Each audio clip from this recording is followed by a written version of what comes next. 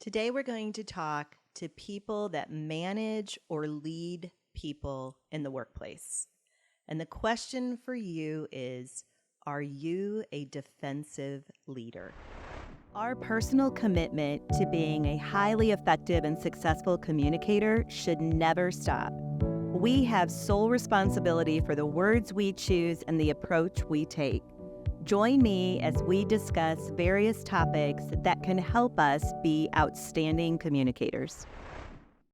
All right, so I have to set this stage.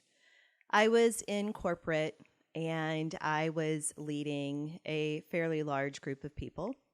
And I had just moved into this position for about 4 months. And one of the guys that reported to me asked to have a meeting.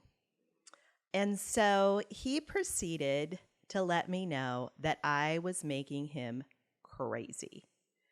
And honestly, it was great feedback. What he shared with me is that my mind goes all over the place on a very regular basis, consistently. And he had yet to figure out that when I was sharing ideas or thoughts or just brainstorming, versus when I was actually giving direction and setting expectations for things that I wanted done, those were very intermingled. And it was not clear to the people that reported to me if I was asking or expecting them to do something, or if I was just thought vomiting in the meeting all over the place. And it was so confusing. And I heard his feedback, and I listened, and I embraced it. I thanked him for sharing it with me, and I said, you know what? I really need to think about this, but I appreciate you telling me. So I did what I usually do when I am provided thoughts or ideas or feedback that is new to me. I sleep on it. I wrestle with it, I think about it, and I sleep on it. And the next day, it became really clear to me that yes, I was a nightmare to report to. I was like a ping pong ball in staff meetings, just all over the place with different ideas or thoughts or expectations, but it was all jumbled up. What popped in my brain popped out of my mouth, and it was so hard for the people that worked for me to get clarity on what my expectations were. So I spoke with my boss about it at the time, and she gave me some really great ideas and direction on how I could grow in this area, different tools and resources that I could start implementing, so that I was no longer a nightmare for my team. I will tell you that I grew in this area, and I will tell you that on more than one occasion, I thanked my employee who gave me the feedback. His feedback made me a better leader, but I had to be open to it. So, are you open to feedback? Now, my employee told me that he knew that he could give me the feedback because he did feel like I was safe.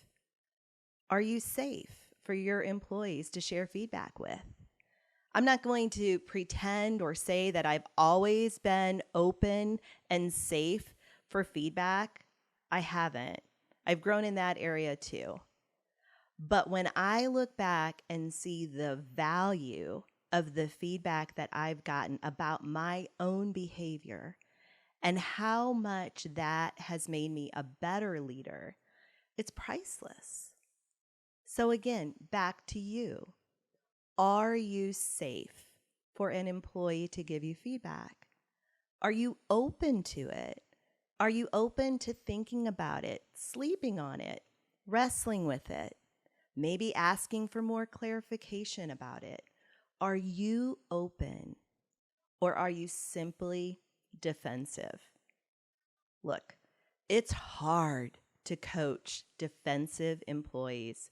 It's hard to help them achieve their best self in the workplace. It's hard to develop them. Defensiveness is hard when we're working with employees that are defensive. But are you? Are you defensive as a leader? Or are you really open to the idea that your employees may be able to help you achieve greater success? You model. You need to be the example on being open to coaching. If you expect your employees to be open, to be humble, to want to learn, to want to change, to want to grow, you have to model that behavior, period. So do that. You can do that. You could be shocked at their insight and how helpful it is for your career. Now, if you're an employee that really wants to give your boss feedback, you need to think about what is the best way to approach that. You are responsible for your words and your approach. My advice to you is make sure that you present the feedback in the same way you would like for them to present feedback to you. Do it in a private meeting. Do it respectfully. Do it professionally. And really be conscientious of how you approach it. You cannot control how they respond to it, but you certainly have control over the words you choose and the approach you take. And just be respectful. That should influence the tone for you getting respect back from them. And at the end of the day, it's going to make everyone continue to be more successful, more effective in their current role, and to continue to grow in their career. I know that you can do this. I know that as a leader in the business, you can be open to feedback about your own behavior. You've got this.